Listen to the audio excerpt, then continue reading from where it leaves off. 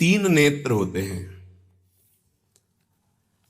एक होते हैं ये चक्षु इंद्रिय, जिसे आप देख रहे हैं, नेत्र कहते हैं। दूसरे होते हैं बुद्धि में नेत्र, और तीसरे होते हैं हृदय में नेत्र, जिनसे संसार देखा जाता है, विषय देखा जाता है, स्वप्न देखा जाता है, जागृत देखा जाता है। ये नेत्रेंद्रिय से देखा जाता है। इससे ना आप किसी महात्मा की स्थिति को देख सकते हैं, ना भगवत स्थिति को देख सकते हैं। ये केवल माया को देखने वाले नेत्र हैं जो सबके पास हैं। चक्षु इंद्रिय, ये इससे आप किसी की स्थिति नहीं देख सकते, इससे आप परमात्मा दर्शन नहीं कर सकते, इससे आप तत्व दर्शन नहीं कर सकते। ये केवल ब्रह्मा के द्वारा रचे हुए नेत्र, ब्रह्मा की रचना को ही देख सकते हैं, बस। आगे है बुद्धि नेत्र, ये ज्ञान नेत्र हैं। जब बुद्धि में ज्ञान नेत्र प्रकाशित होता है तो तत्व बोध होता है, और भक्तों के हृदय नेत्र खुलते हैं। ही के नयन निहारी, हृदय के नेत्र जब खुलते हैं तो प्रिया प्रीतम की रूप माधुरी, लीला माधुरी, ये उसके नेत्रों में, इन नेत्रों में झलकते हैं। अंदर के दो नेत्र जब ज्ञान चक्षु खुलते हैं तो सर्वत्र आत्म तत्व का दर्शन करता है, अपने स्वरूप का अनुभव करता है, ब्रह्म तत्व का अनुभव करता है। जब हृदय के नेत्र खुलते हैं तो सर्वत्र चिद चिद लक्षणम सर्वम राधा कृष्णमयम जगत, वो तत्व को राधा कृष्ण के रूप में, जैसे गोस्वामी जी सिया राम में। लेकिन इन नेत्रों से ये दोनों बातें नहीं देखी जा सकती, और इन्हीं नेत्रों से ये दोनों बातें देखी जा सकती हैं जब बुद्धि के नेत्र खुल जाएं और हृदय के नेत्र खुल जाए। उपासक हृदय के नेत्र खोलने का प्रयास करें। वो पहले आहार शुद्धि करें, बहुत भोजन शुद्ध। बड़ी कृपा है, आकाशवृत्ति से जीवन चलता है, श्री जी को भोग लग करके मिलता है, परम पवित्र है। अब जो बात करें, पाते समय उपास्य देव के सिवा अन्य कोई विचार नहीं रह जाना चाहिए, ये ध्यान उपासक दे। इसीलिए नाम कीर्तन चला दिया जाता है, चलता है नाम कीर्तन, नाम कीर्तन चला दिया जाता है कि आपका मन किसी विषय का चिंतन न करने पावे, नाम कानों में पड़े और चिंतन नाम का हो। जब हम भोजन के साथ भजन चलाते हैं तो वो भोजन जब पचता है तो नस नस में परम पवित्रता और भजन के परमाणु फैलाता है। अब जैसे आजकल भोजन की प्रथा, जूता मोजा वही शौच में पहन के गए हैं, वही लघुशंका में, और वही होटल में बैठ के वैसे ही जूता मोजा, वही कपड़े, वैसे ही बनाने वाला क्या भाव वाला है, कैसी पवित्रता रखता है, और पाने वाला क्या भाव रखे हैं और कैसी पवित्रता है, इन सब का प्रभाव भोजन पे पड़ता है। अगर भोजन ठीक नहीं तो बुद्धि निर्णय नहीं कर पाएगी ठीक। हृदय के नेत्र खुलने के बाद तो बहुत दूर रही, इन नेत्रों से भी सही नहीं दिखाई देता, गंदा ही दिखाई देने लगता है। इन नेत्रों में गंदगी बढ़ जाती है। जिसकी तरफ देखो तो वासना की दृष्टि से देखो, दोष दृष्टि से देखो, राग द्वेष की दृष्टि से देखो, ब्रह्म दृष्टि, भगवत दृष्टि उसकी नहीं आ सकती। ये बहुत जरूरी है। अरे कहीं भागा थोड़ी जा रहा है भोजन, धैर्य पूर्वक चिंतन करते हुए, नाम चल रहा है तो उसी नाम का चिंतन करते हुए। अब जैसे अपने लोग पूर्वाभ्यास तो पद चला लिया, बड़ी सुविधा रहती है। पद, कोई बड़ा पद ले लिया और मानसिक पद गुनगुना भी रहे हैं, चिंतन भी कर रहे, प्रसाद भी पा रहे। कोई पद उठा ले, बड़ा पद, देखत नौ निकुंज सुन सजनी लागत, प्रथम यथामति प्रणव बिहरत दो प्रीतम कुंज। अब जब तक पद पूरा नहीं होगा तो भागेगा नहीं, और भागेगा तो पद नहीं पूरा होगा, पकड़ हो जाएगी। अब पद चल रहा है, प्रसाद पा रहे, तो कभी कभी प्रसाद पाते पाते आंसू चल रहे हैं, प्रसाद पा रहे हैं, पद चल रहा है। अब वो भोजन क्या करेगा? प्रसाद नस नस में जाकर भागवतिक भाव संचरित करेगा। अब आप प्रसाद पा रहे हैं, किसी द्वेषी का चिंतन कर रहे हैं, गुस्सा आ रही, अब नस नस को वो क्रोध से युक्त करने वाली वृत्ति पैदा करेगा। आप प्रसाद पा रहे हैं, कोई काम चिंतन कर रहे हैं, वही प्रभाव आपके अंदर पड़ेगा।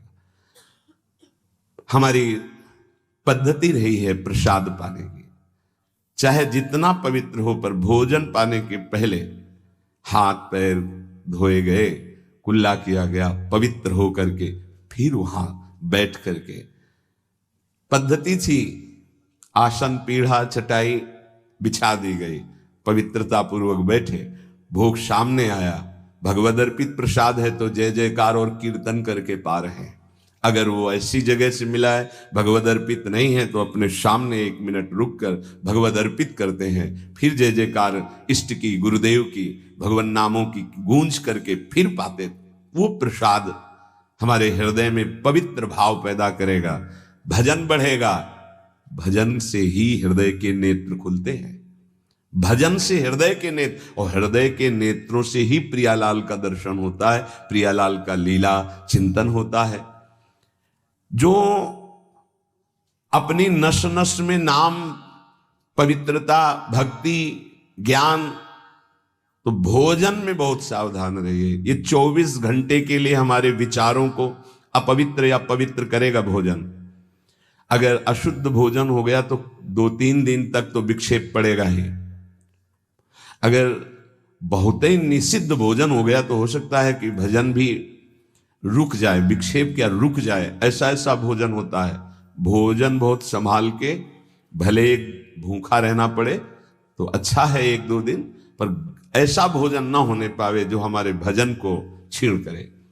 प्रायः जब श्री जी की शरणागति दीक्षा दी जाती है यहाँ, तो पहला कि तुम्हें 11 माला गुरु मंत्र के तो करने ही हैं, दूसरा 12 पद चतुरासी जी के पढ़ने ही हैं पक्का, तीसरा तुम्हें उस रसोई से कभी भोजन नहीं पाना है जिसमें मांस बना है, जिसमें मांस रांधा गया है। भले तुमको वहां दाल रोटी खीर और ये सब बना के दे, पर वो सात्विक भोजन नहीं होगा, वो राक्षसी भोजन होगा, क्योंकि वो रसोई अपवित्र है, उसके पात्र पवित्र। ये दीक्षा के समय दिया जाता है।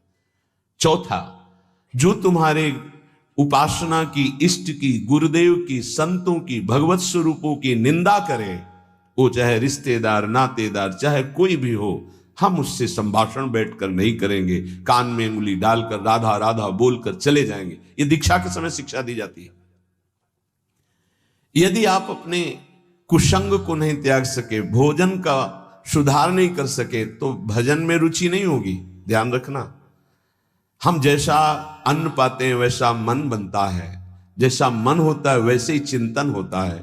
हमें हृदय के नेत्र खोलने हैं तो हमें आहार पवित्र करना है, पवित्र आहार पवित्र चिंतन के साथ हमें पाना है। ऐसे जल्दीबाजी नहीं, जल्दीबाजी है तो हम नहीं पा रहे हैं, जब हमें समय होगा पा लेंगे। कोई प्राण थोड़ी निकल जाएंगे, एक बार में पाएंगे, एक दिन ना पाएंगे, नहीं निकलते। कई कई दिन भोजन न पाने पर भी ऐसा नहीं होता कि प्राण निकल गए। बड़ी सामर्थ्य है, प्रभु ने सामर्थ्य दी है। उपासक सावधान रहे, कहीं प्रसाद पाते समय कोई ऐसा दृश्य, ऐसी वार्ता न कर बैठे जो भजन में बड़ी हानि पैदा कर दे। जैसे आप मोबाइल रख लिए और आप ऐसे दृश्य देख रहे हो जो आपका सर्वनाश करने वाले हो, भोजन पा रहे हो, तो आप निश्चित समझ लेना, निश्चित भ्रष्ट हो जाओगे, आगे नहीं बढ़ पाओगे, गिर जाओगे।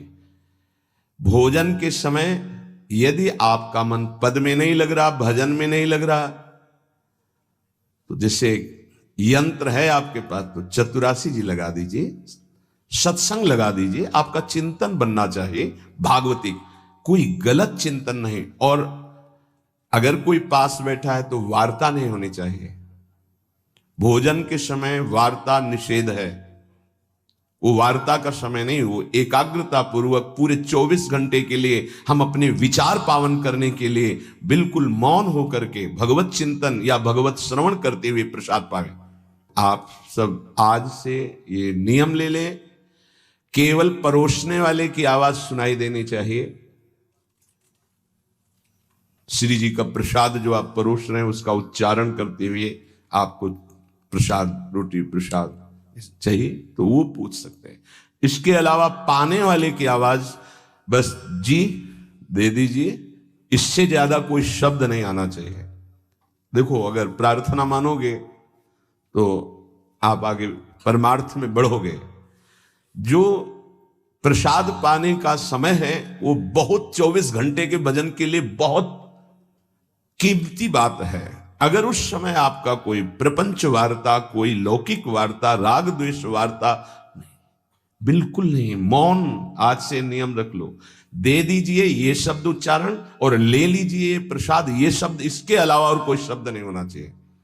अगर आप हमारी प्रार्थना नहीं मानते हैं तो ये अपराध होगा, आज्ञा का उल्लंघन होगा और वो आपके लिए बहुत ही हानिकारक होगा, जो आपकी बुद्धि को क्षय करेगा।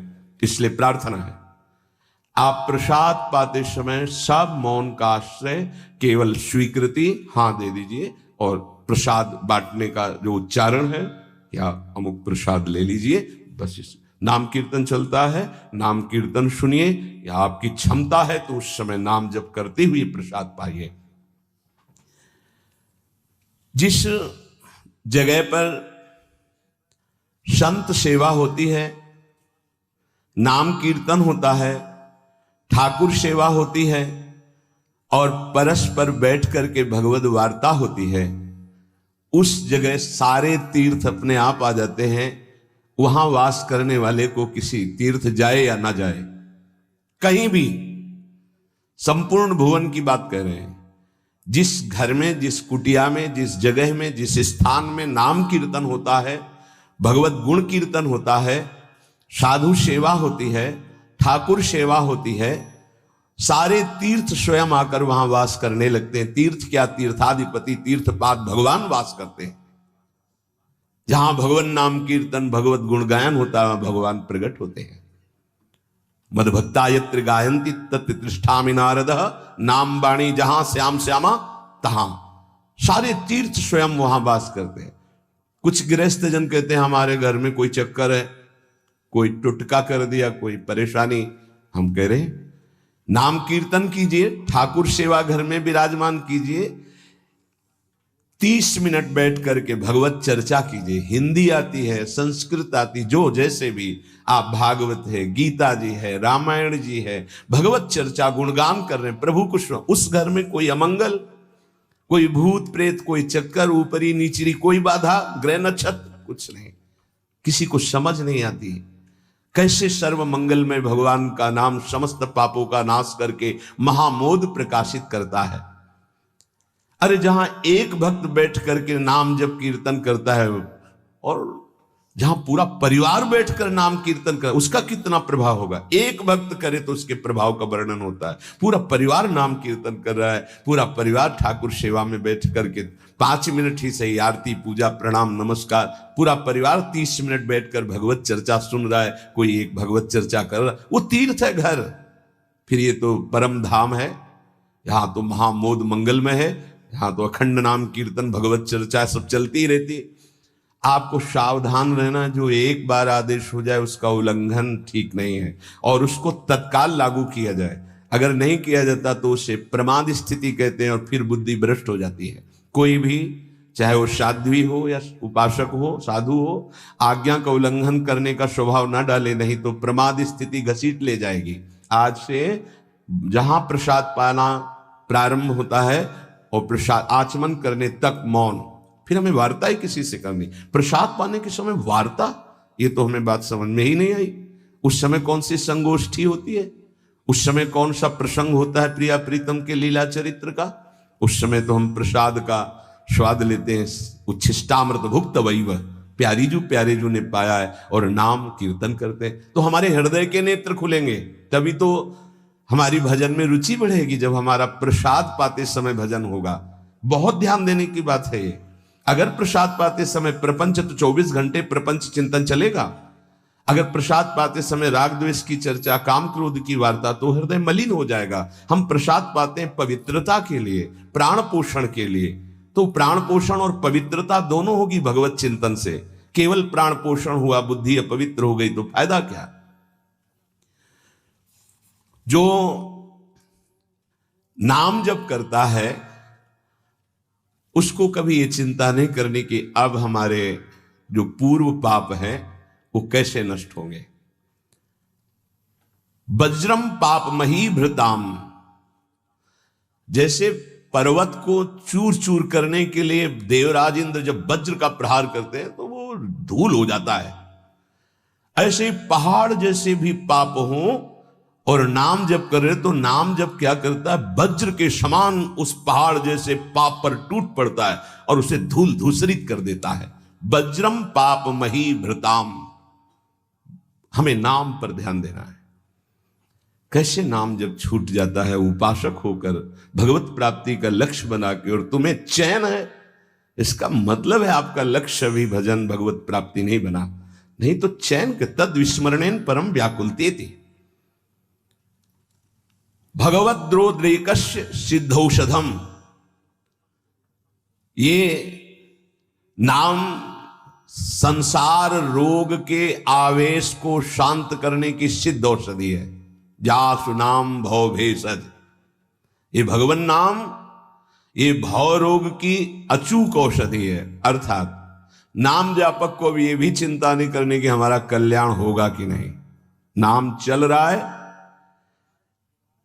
ये हमें भव समुद्र से पार ही नहीं, भव समुद्र को सुखा देगा। नाम लेत भव सिंधु सुखाही, करो विचार सुजन मन माही। पाप के पर्वत को वज्र की तरह नाम टूटकर धूल धूसरित कर देता है और भव समुद्र को सुखा देता है। पार जाने की जरूरतें नहीं, खत्म ही हो जाता है, कल्याण की चिंता नहीं। मिथ्या ज्ञान निशा विशाल तमसस तिगमांशु बिंबोदय, ये नाम अज्ञान रूपी घोर अंधकारमयी रात्रि के नाश के लिए भगवान भुवन भास्कर सूर्य के समान है। उपासक को भी यह भी चिंता नहीं करनी कि हमें तो कोई ज्ञान नहीं है, हमारे अंदर तो अभी बड़े आकर्षण है संसार के, अविद्या है। बिल्कुल चिंता मत करो। नाम जब चल रहा तो जैसे घोर अंधकार रात्रि में है, सूर्य उदय होते ही वो सब नष्ट हो जाता है, ऐसे ही नाम जापक के हृदय का अज्ञान अंधकार नष्ट करने के लिए भगवान नाम सुंदर ज्ञान प्रकाश कर देते हैं। अन्य उसे कोई पढ़ने लिखने की आवश्यकता नहीं पड़ेगी। नाम जब से अपने, जैसे कल आप सत्संग में ध्यान दीजिए सुन रहे थे कि जिसका अंतःकरण शुद्ध हो जाता है, जो राग द्वेष रहित महात्मा है, बिना पढ़े सारे वेदों का अर्थ उसके हृदय में स्फुरित हो जाता है। मिथ्या ज्ञान निशा विशाल तमसस तिगमांश बिंबोदयः, अज्ञान रात्रि के घनीभूत अंधकार के नाश के लिए प्रभु का नाम सूर्य के समान है। क्रूर क्लेश मही रुहा मूर्तर ज्वाला जटालह सिखी, ये क्रूर कर्म कराने वाले काम क्रोध लोभ मोह मद मत्सर इनका जंगल है। इस जंगल को नष्ट करने के लिए दावाग्नि के समान नाम है, इसको भस्म कर देगा, सारे विकारों को भस्म कर देगा नाम। क्रूर क्लेश मही रुहा मूर्तर ज्वाला जटाला सिकी, जैसे प्रचंड दावानल पूरे वन को भस्म कर देता है, ऐसे नामाग्नि समस्त विकारों को भस्म कर देती है। हमको यह भी चिंता नहीं करनी कि हमारे अंदर विकार काम क्रोध लोभ मोह मद मत्सर है। नाम चिंतन करो, चिंता नहीं। द्वारम निर्वृत्ति सन्मनो विजयते कृष्णेति वर्णद्वयम, ये परम शांति परमानंद का द्वार खुल गया यदि जिह्वा पे कृष्ण कृष्ण कृष्ण राधा राधा राधा राम कृष्ण हरि, जो नाम गुरुदेव ने दिया, अगर वो नाम चल रहा है तो अब चिंता भी नहीं करनी कि हमारा परम पद मिलेगा, कल्याण होगा कि नहीं। नहीं, द्वार में प्रवेश कर गए, जिह्वा पे नाम मतलब द्वार में प्रवेश कर गए। महाराज जी, लोग तो कहते हैं कि जिह्वा से नाम जप करने से कोई लाभ नहीं मिलेगा। कहते कर में तो माला फिरे, जीव फिरे मुख माही, मनुआ तो चहुं दिस फिरे, यह तो सुमिरन नाहि। कुछ लोग कहते हैं हाथ में माला चल रहा है, जीभ में नाम चल रहा है, मन संसार में घूम रहा है, इससे तो कोई लाभ मिलेगा नहीं। तो महाराज जी, प्रायः नाम जब तो ऐसे ही होता है प्रारंभ में, तो उसको तो कोई फल ही नहीं मिलेगा। अरे ऐसा कहने वालों की बिल्कुल बात मत सुनो पूज्य उड़िया बाबा, ऐसा कहने वालों की बिल्कुल बात मत सुनो, उन्हें कहने दो। वो क्या जाने, नाम में अपार सामर्थ्य है। जिसकी जिह्वा में नाम स्मरण चल रहा है तो मन लगे ना लगे उसको फल अवश्य मिलेगा। ये बात इसीलिए भगवत प्राप्त महापुरुषों के वचनों को समझना चाहिए। अब कौन सा दोहा कहां से उठा के कैसे, अब अगर ये दोहा नए साधक को सुनाया जाए कि कर में तो माला फिरे और जीभ फिरे मुख माहि, और मनुआ तो चौंदिस फिरे, ये तो सुमिरन नाहि। तो जो शुरू किया वो भी रख देगा माला कि फल ही नहीं मिलना, तो हम क्या करें। पूज्य राधा बाबा, तुम चिंता मत करो, तुम मशीन की तरह जीभ से शुरू करो राधा कृष्ण राधा कृष्ण राधा कृष्ण राधा, बाबा के वचन, फिर तुम देख लेना। गोस्वामी जी कह रहे तुम चिंता मत करो, राम नाम मणिदीप धर जीह देहरी द्वार, तुलसी भीतर बाहरो जो चाह सुझिया। हमको वो बात समझनी है जो बड़े बड़े महापुरुष कह रहे हैं।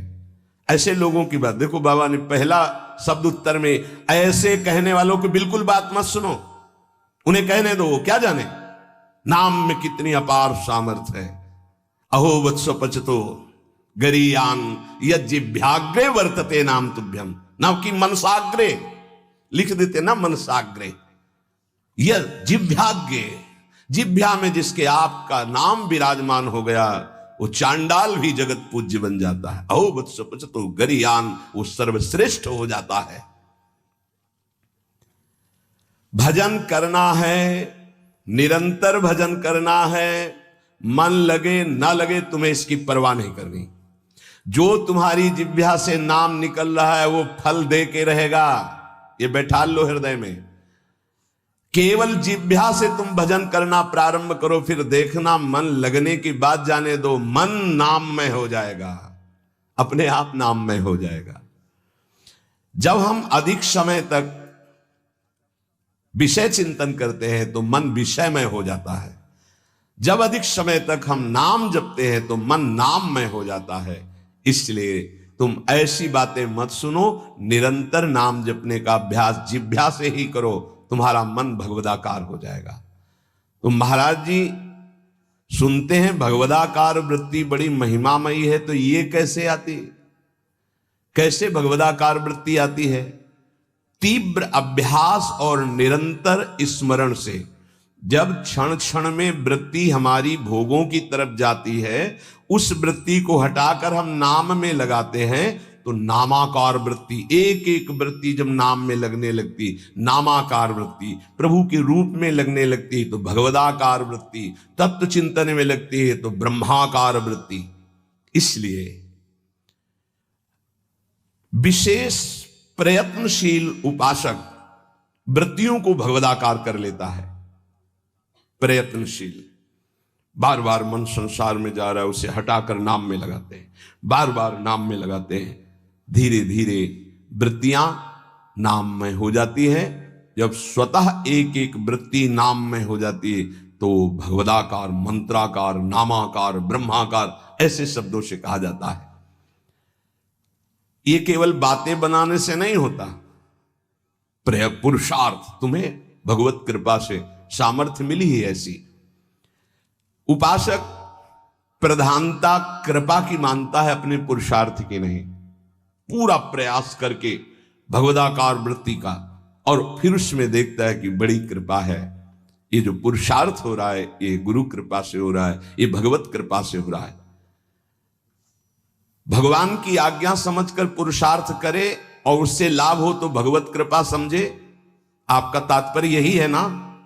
हाँ हाँ, यही सिद्धांत है, ऐसा ही करना चाहिए, ऐसा करने से अभिमान नहीं होता। क्या कि प्रभु की आज्ञा है कि मनुष्य जन्म में भगवत प्राप्ति करे, गुरु की आज्ञा है कि इस उपासना के करने से भगवत प्राप्ति होती। तो हमें जितना पुरुषार्थ मिला है, सामर्थ्य मिली, हम पूरी सामर्थ्य लगाकर साधना करते हैं, नाम जप करते हैं, पर हम ये देखते हैं कि ये सब भगवत कृपा से हो रहा है। प्रभु की कृपा से ही हमारी भजन मार्ग में रुचि हुई, भजन बना, पुरुषार्थ बना, इस सब कृपा से। तो अभिमान नहीं आएगा। महाराज जी आप तो नाम जपने के लिए कह रहे हैं, लेकिन बहुत से विद्वान लोग नाम नहीं जपते। क्यों नहीं जपते? भैया नाम जप करना तुमने कोई साधारण समझ रखा है? भगवत कृपा के बिना भगवान नाम नहीं लिया जा सकता। हरिवंश कृपा हरिवंश कहें, हरिवंश कहें, हरिवंश लहें। हरिवंश कृपा हरिवंश कहें, हरिवंश कहें, हरिवंश लहें। हरिवंश की कृपा से श्री हरिवंश जो श्री हरिवंश कहते हैं, उनको हरिवंश की प्राप्ति होती है। अर्थात वृंदावन में विराजमान सहचरियों के मध्य में श्यामा श्याम हा हरि रा राधा बा वृंदावन सा सहचरी, उनकी प्राप्ति होती है। हम राधा राधा बोल रहे तो किशोरी जी बुलवा रहे इसलिए बोल रहे, कृष्ण कृष्ण बोल रहे तो जेई कृष्ण ते नाम, मानो साक्षात भगवान कृष्ण नाम से स्फुरित हो रहे, साक्षात प्रिया जो राधा नाम से हमारी जिह्वा में विराजमान। तो ये जरूरी थोड़ी है कि विद्वान है तो भगवत कृपा पात्र ही है। भगवन नाम भगवत कृपा पात्र जन जपते हैं। भगवत कृपा के बिना नाम नहीं निकल सकता जिह्वा से।